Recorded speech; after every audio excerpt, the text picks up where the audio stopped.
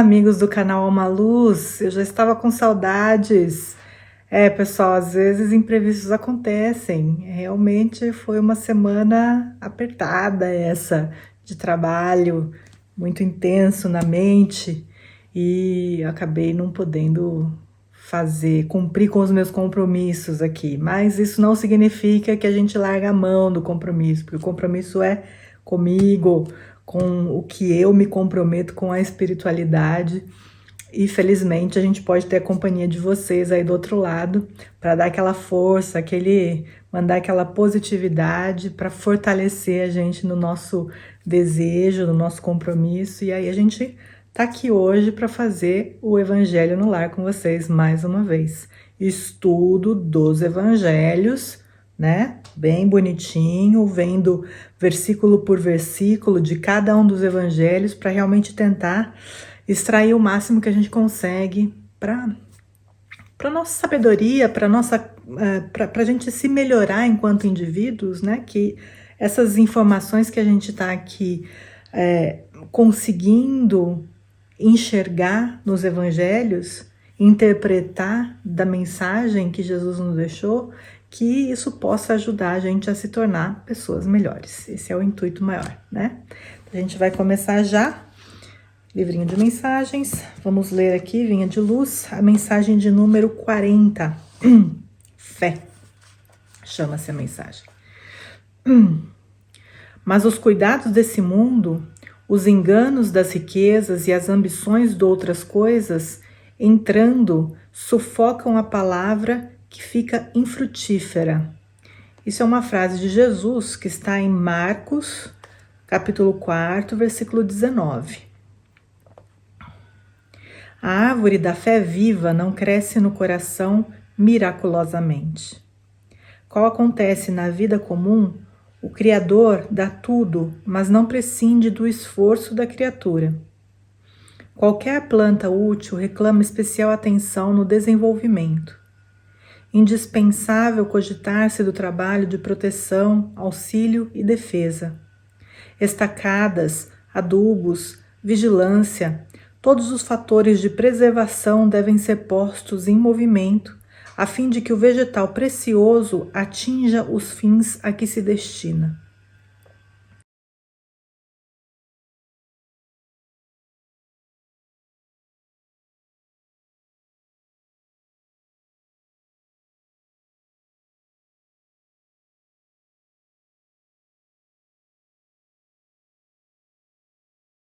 De lamentáveis consequências. A sublime virtude é construção do mundo interior.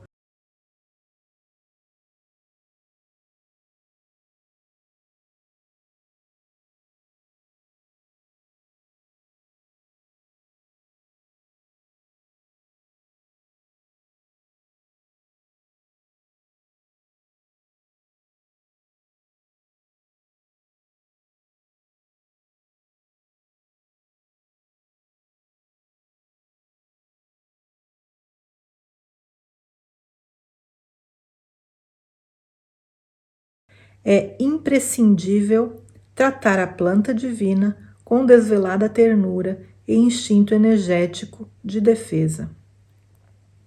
Há muitos perigos sutis contra ela, quais sejam os tóxicos dos maus livros, das opiniões ociosas, as discussões excitantes, o hábito de analisar os outros antes do autoexame. Ninguém pode, pois, em sã consciência, transferir de modo integral a vibração da fé ao espírito alheio, porque realmente isso é tarefa que compete a cada um. Muito bem. Nós convidamos a todos, então, para a gente fazer a nossa oração inicial.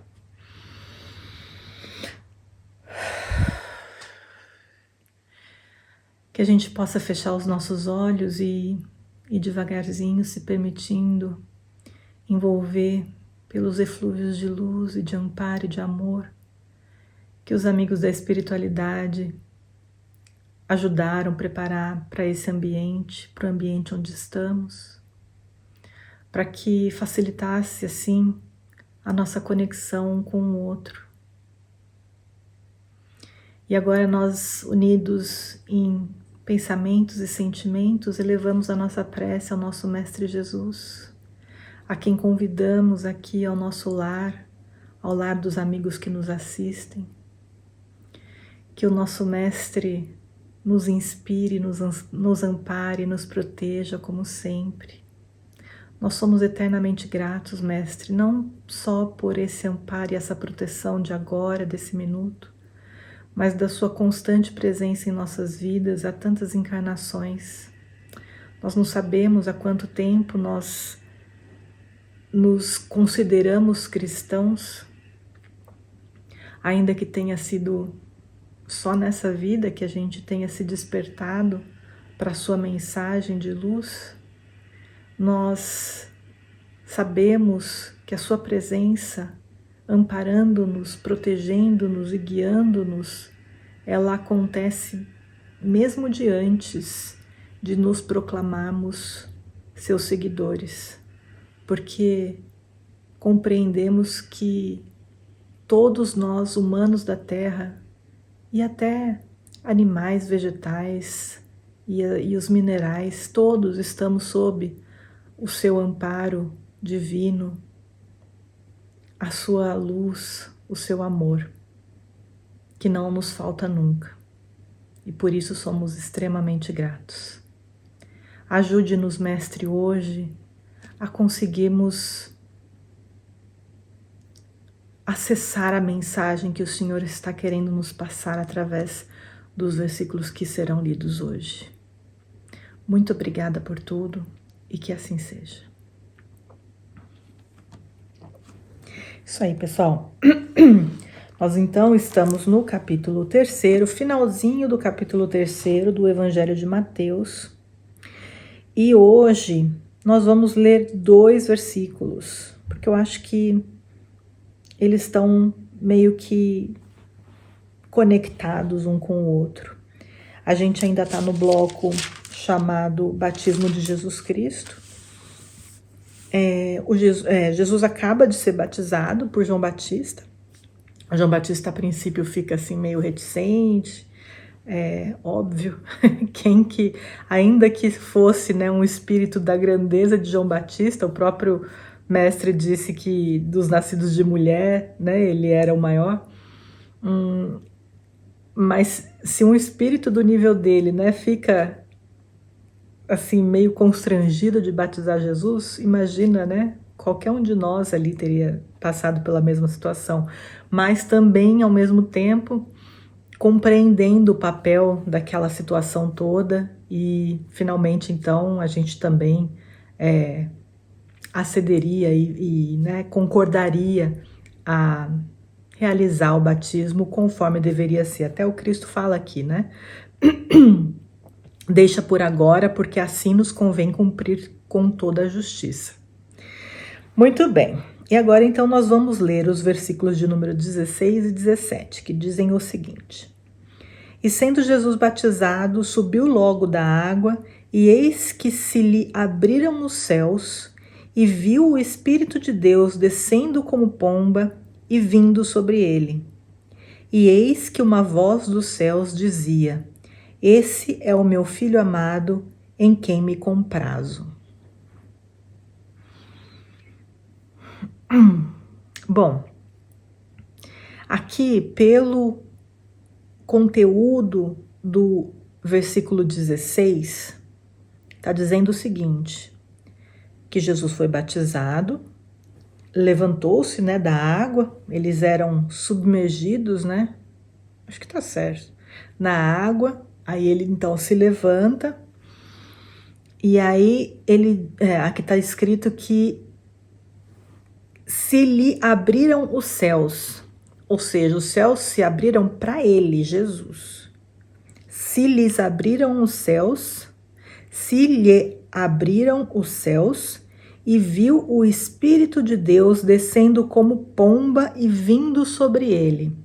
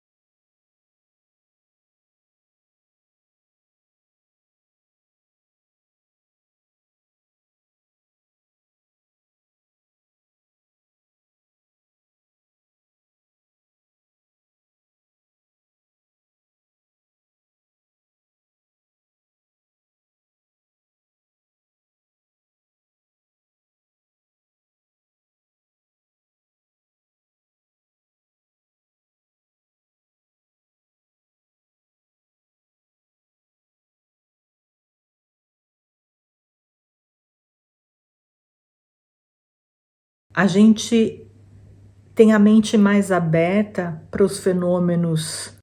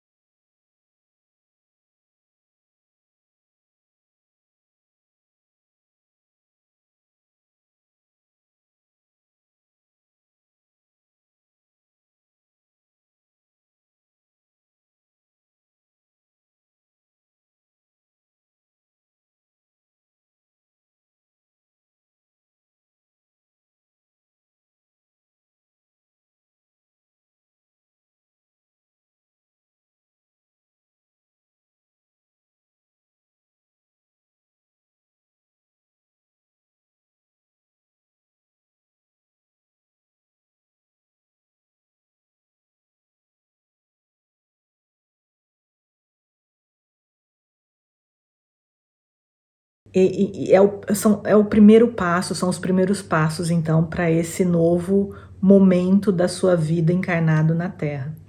E com a chancela do plano espiritual. Porque uma voz, a gente sabe, né? A gente que estuda a espiritualidade, os fenômenos espirituais, sabe do fenômeno da voz direta, que é absolutamente normal. Não tem nada de maravilhoso e espetacular e fora do comum. É fora do comum porque não acontece em todos os momentos, mas não é nenhum milagre, não é nada fora é, é, do possível, entende? Ahn, Todos vocês que eventualmente forem espíritas, eu espero que já tenham lido o livro A Gênese, de Kardec, que é Os Milagres e as Predições, segundo o Espiritismo. E lá, esse livro eu acho fantástico, principalmente para quem está começando, né, estudar a espiritualidade, porque ele explica cada um dos milagres, ele explica cada uma dessas coisas consideradas fantásticas que, na verdade, não tem nada de fantástico, é só uma falta de entendimento nosso, né, do fenômeno, de como se dá o fenômeno, ou o próprio livro dos médiuns, que fala né, das paranormalidades e das mediunidades, e que vai tratar, por exemplo, do fenômeno da voz direta. Então, assim, o fenômeno da voz direta, ele pode acontecer a qualquer momento, em qualquer lugar,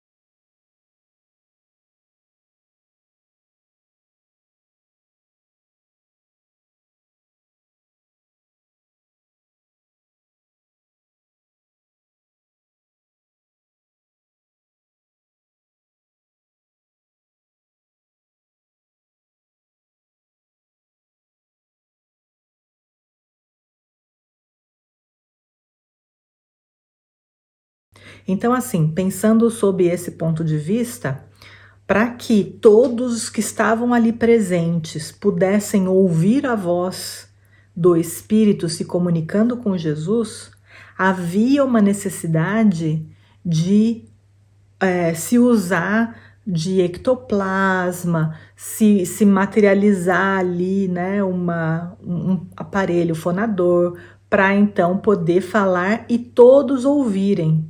Porque existe uma grande diferença, né, como a gente acabou de colocar, dos espíritos se comunicando através de um intermediário, ou seja, não vai, a gente vai ver o intermediário falando, né? Não vai ser a voz, assim, às vezes a voz fica muito parecida com a voz de quem está dando a mensagem, mas não significa que é a voz da pessoa dando a mensagem. E nos fenômenos de materialização, que se encaixa o fenômeno da voz direta, a espiritualidade se faz visível para todos nós. Todo mundo pode ver. Não é só o médium ou o paranormal que consegue ver alguma coisa. Todo mundo presente conseguiria ouvir, por exemplo, a mensagem dada pelo Espírito, né? O Espírito de Deus, o Espírito Santo. Eu sou reticente em achar que foi o próprio Deus que falou, né, essa frase aqui para Jesus, que eis que é o meu filho amado em quem me comprazo. Porque a gente, conforme vai caminhando, né, nessa estrada da espiritualidade, vai entendendo cada vez mais o tamanho de Deus. Eu acho que assim, não existe nenhum adjetivo que a gente fale que dê para ilustrar quem é o que é Deus. Essa é a grande verdade. Então, toda vez que a gente usa um adjetivo para se referir a ele, a gente está diminuindo o tamanho dele, mas não tem outro jeito, né? Então, assim, considerando esse ser e a sua magnitude,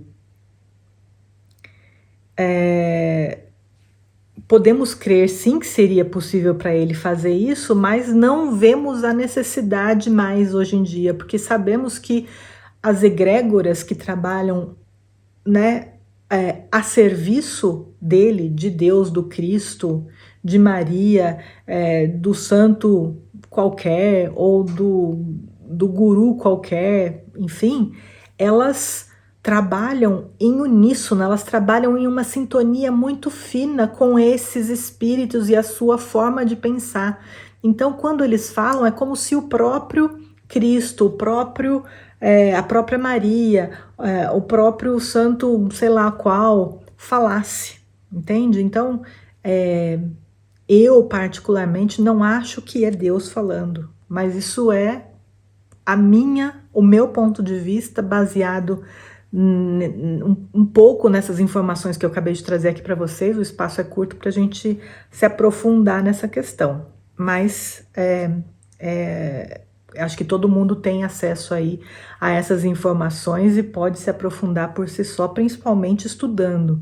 É a forma mais fácil e recomendável de se dirimir qualquer dúvida e, sabe, a gente colocando a mão na massa e não confiando em tudo que a gente lê ou ouve na internet, né? Tudo que eu estou falando aqui hoje, eu falo baseado nos meus estudos, no meu ponto de vista, na forma que eu enxergo, né? E apesar disso ser útil para muitas pessoas, porque dá um direcionamento, nós temos que ter a nossa própria capacidade crítica de análise e de pesar, né?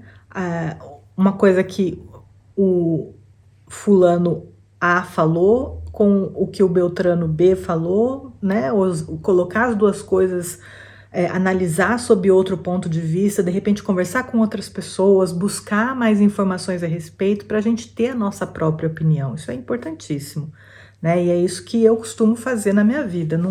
Eu tento não acreditar na primeira coisa que eu leio, e a gente precisa usar muito também da nossa intuição, da nossa sensação, o que aquela mensagem trouxe pra gente de quando a gente leu, quando aquela pessoa falou, conectou com a gente ou a gente ficou meio assim. Enfim, usando dessas ferramentas a gente vai chegando a construir, né, o nosso arcabouço aí de informações e que vão ajudar a gente nessas, nessas estradas da vida, né, que são tão importantes para a gente tomar decisões mais acertadas, para a gente não cair mais nos mesmos buracos que a gente já caiu no passado, né? Bom, então é isso. Acho que isso traz hoje os 2 versículos para a gente. A gente então finaliza com eles o capítulo 3º, né? Bom, nós vamos então agora pedir pelas nossas águas, fazer a nossa prece de encerramento. Então, se você tiver alguma água aí para fluidificar, por favor, fique à vontade, tá bom? De colocá-la à disposição.